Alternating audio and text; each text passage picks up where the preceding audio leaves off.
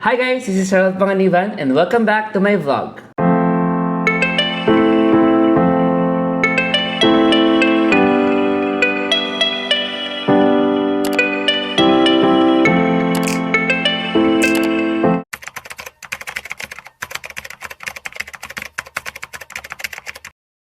Good morning! So, maaga kami nagising, ni nanay, ni tatay, at saka ni na ate. Tapos bumalik kami dun sa favorite morning market namin, which is ang Soy Silom 20.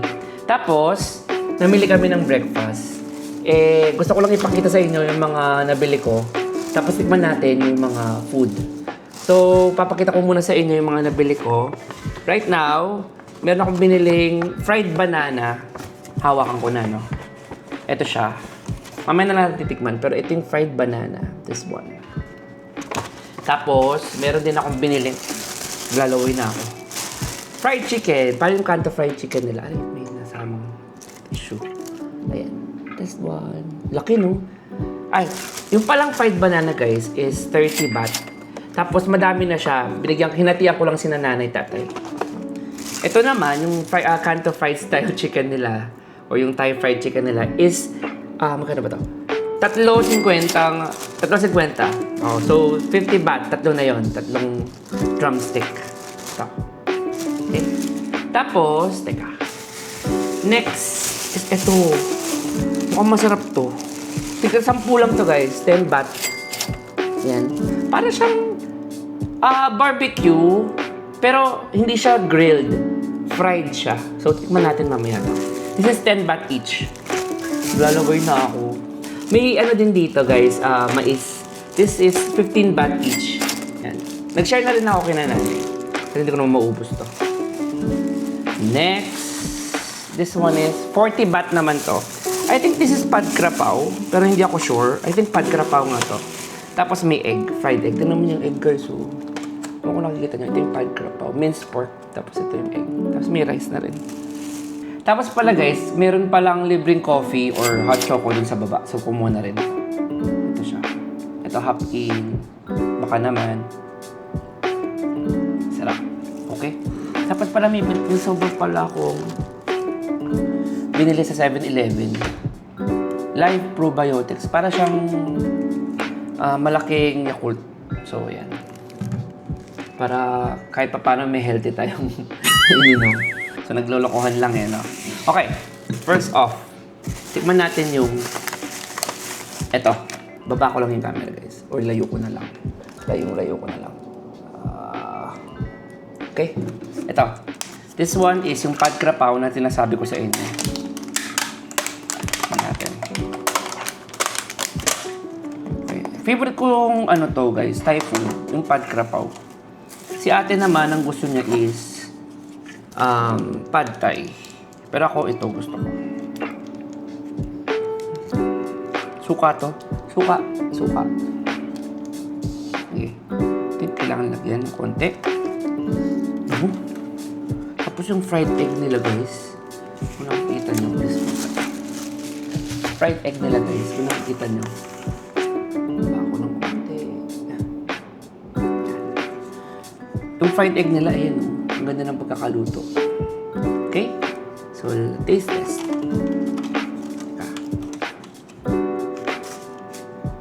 Usually, maangang yung mga ganito nila eh.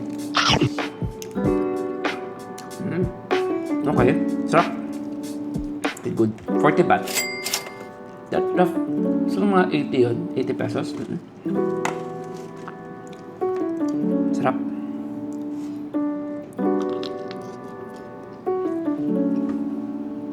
Yung egg nila guys, palaging perfectly cooked. Ewan ko kung anong ginagamit nilang oil.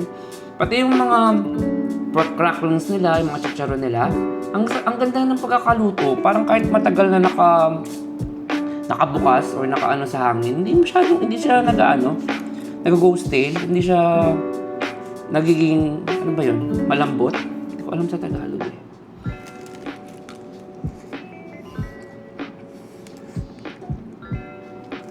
Yung pad krapao nila guys, lapit ako. Yung minced pork, hindi masyadong, nakikita nyo ba? Buksan ko nga pala ilaw. Wala rin palang kwenta. Hindi masyadong maalat, tapos hindi rin masyadong maanghang. Or siguro dahil medyo mataas na din ang tolerance ko sa anghang. Tapos, may basil. Tapos, wala akong mga nakikitang iba eh. Basil lang. Tapos, pork. Tapos, sili. Yun lang. Hindi ako sure kung ano pa yung mga included dito. Pero makikita mo talaga dito guys yung buto ng sili. Ayun. Hindi ko nakikita niyo eh. Baka hindi. Sarap for 40 baht.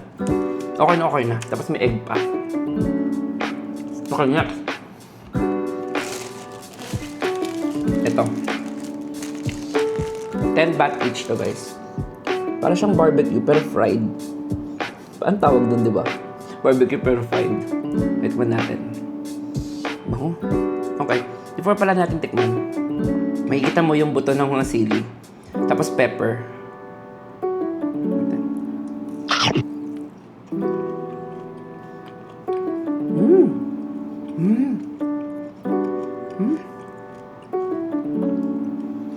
Lasa talaga siya na yung Pinoy barbecue, pero fried. Sarap. Kaya parang sinful kasi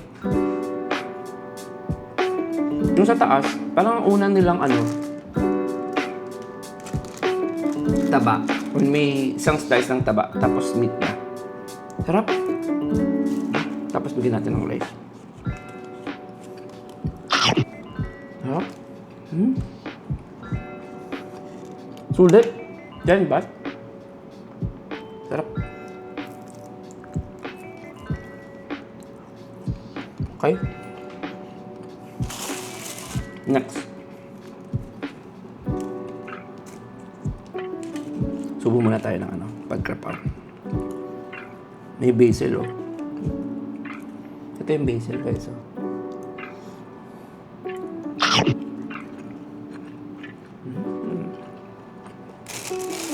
Ang saya ng morning. Ang sarap ng breakfast, no? Para sa akin talaga masarap ang breakfast. Magandang araw ko nito kasi masarap yung breakfast. Ito naman yung fried chicken nila. Laki! 3,450 baht. So that's 100 pesos.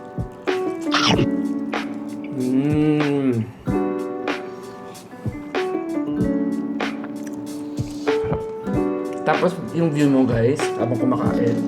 Sarap! Ay, nakita nyo ba? Ayan. Yung hotel namin, connected sa MRT. Or tabi lang ng MRT. Krung Thonburi. Isa pa.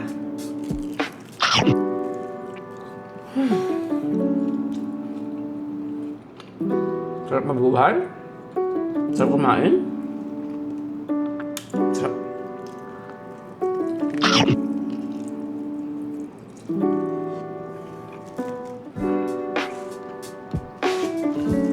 Ay, napakalam. Yung itsura ko. Tapos, yung Yakult nila, 7-Eleven. This is, I think, 35, 30. Hindi ko sure.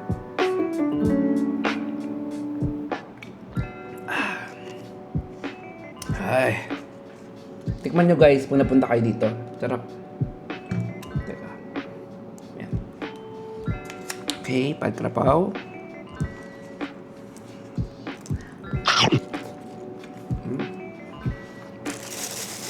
Ayun na pala. Ito, hindi ko natitikman. Or mamaya na lang siguro. Yung dami kong kinakain. So basically, ito lang nabili ko. Na food. Pad Krapao. Ito kanilang barbecue. Ito, masarap na masarap to guys. Gustong gusto ko to. Tapos yung chicken nila. Solid. Yan. Ay, ito palang banana. Tingnan ko na lang yung banana. Panghimagas. Yung banana nila guys, may sesame seed ba to? Tapos konti lang yung sugar. Konting sugar, fried, pero parang may butter eh. May butter siya, sesame seed, tapos konti lang yung sugar. I think yung sugar lang ng o yung tamis lang ng banana yung nagdadala. I mean yung sugar nila, wala siya lang ina-add na iba. Okay, crispy. Ako na rin yun. Oo nga, wala siya sugar. Hindi ka mukha nun sa atin, di ba, na tagtad ng sugar. Ito wala. Tapos yung sesame seed. Sarap. Nakuha ba yun?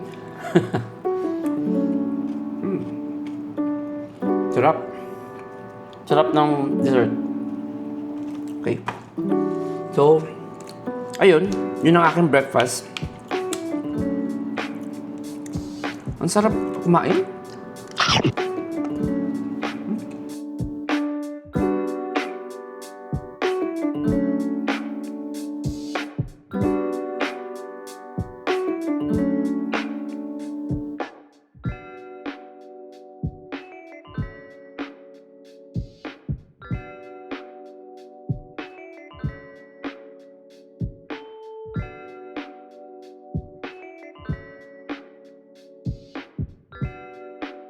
Sarap kumain, tapos makiusyoso ng mga dumadaan na sasakyan.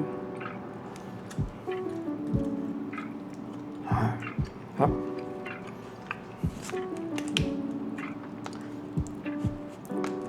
Nahiya kasi sila nanay, kaya humiwalay muna ako.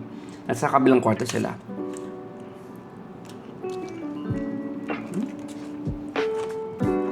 Sarap. Sarap ng breakfast ko.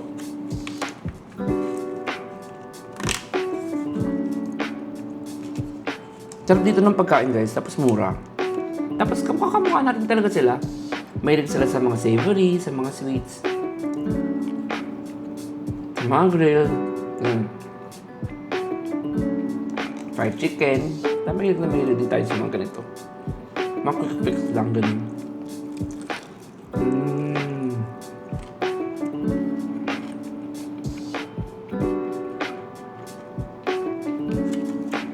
So, yeah.